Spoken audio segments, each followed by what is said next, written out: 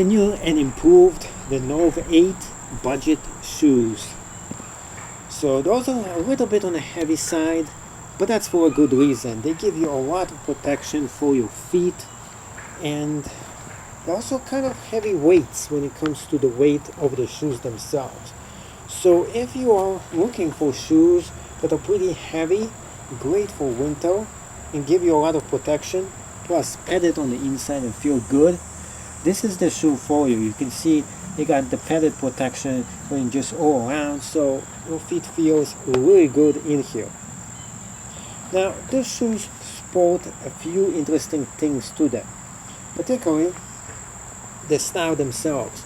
They're super ragged, they look very nice looking construction to this, and they're budget friendly as well. Now, they're also good for as work boots, so if you need something that's going to protect your feet from things that are going to hit it, this gives it.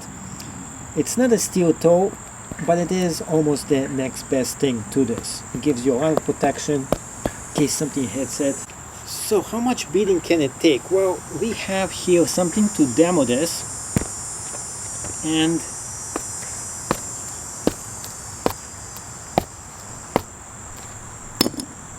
that is how much of a beating it can take. So if something really heavy drops on your foot, you got plenty of protection that it can give you. This is just impressive for something that is not a steel toe boots.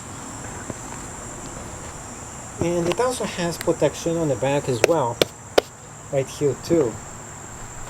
So this is great for people who need heavy duty boots at work, and yet you don't want the steel toes and you're looking for something on a budget as well.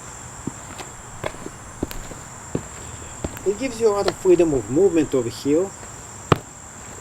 Version 2.0 features a lot better traction. Your feet feels a lot better than 1.0, and this is much more feeling better with the padded right inside here, so your feet feel great in here. Now let's go ahead and do one more test. Let's see how well this jumps in here. Okay, can you even jump on this, and does it have good solid landing? Yeah, it's actually pretty good. I'm surprised. It absorbs those shocks, and I landed pretty safely with that as well. This style is pretty decent too. I like the military style combat-like boots. Now for the downside, yeah, there is downside to them. The biggest downside is this thing is pretty heavy. It's well made, it takes a lot of beating, but it is on the heavier side. So keep this in mind. If you're looking for lightweight boots to hike, this is not it. If you're looking for a lot of protection in a boot, this is exactly what you can get. And if you need something that's not going to break the bank, this is way cheaper than a bunch of other shoes that you can get that cost you so much more money. And those will probably last you pretty long time. The material is pretty good. It is really solid, well made, constructed kind of a boot to it that can take a bunch of a beating. Now this is from the side too. This thing takes pretty good beating over here, and I'm not hitting myself really hard, but for regular stuff it actually pretty well for it. So it's gonna give your feet awesome protection, and that's what you need in a boot. Plus there's not much that I can say that doesn't make those shoes like great shoes for you to have. And the looks of it are kind of nice too. Take a look. Ooh, look at that. Pretty good. The grips are they're very good grips too. And the last part, they are true to size. I do recommend you to get them if you're looking for budget, comfortable shoes that you can wear and tell. So something that you need for doing gardening, walking, maybe light hiking, this would be good for stuff like that, and definitely maybe for work boots as well.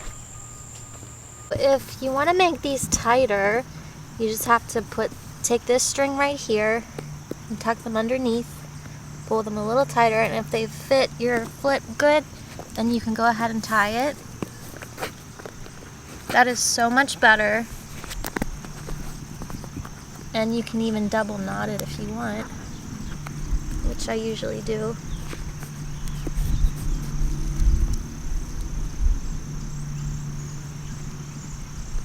Perfect.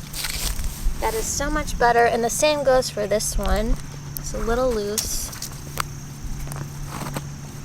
Tighten it.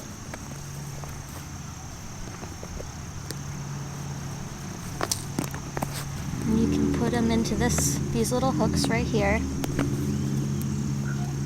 Tie it again, and then put them in the last hooks, and then you're good to go.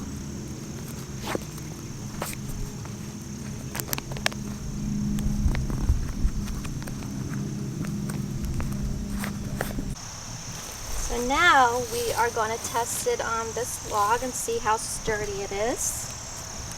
My foot's not sliding anywhere, and it's on the log right here. The gripping is very good. I like that a lot. This shoe, also very good. And I love how warm and fuzzy these are. I don't really have to worry about like wearing knee-high socks or anything like that. I love the way they feel. Very smooth texture, and they fit my feet very well, very well. Oh yeah, this too, I love how you can slide your foot into it and you slide your foot out of it. And I love how long the laces are, so you can like tie them up even more to fit your feet in better. And I think with these shoes, I would not have a problem walking up hills, because normally if you're not wearing hiking shoes, they don't really support your feet that well. So it's also very important to have good gripping, especially if you're hiking up like on like a big mountain, or there are like rocks there or something.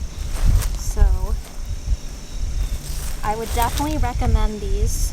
Very comfortable, and anybody can wear them, men, women. They are perfect. So now I'm going to be showing you the difference between the Armadillo 2 and the Armadillo 1. With the Armadillo 2, it's a premium suede upper for using enhanced durability, and the protection is really good. There's also a padded tongue that has been upgraded as well to keep the water and other stuff out of it, and it also gives you way more comfort.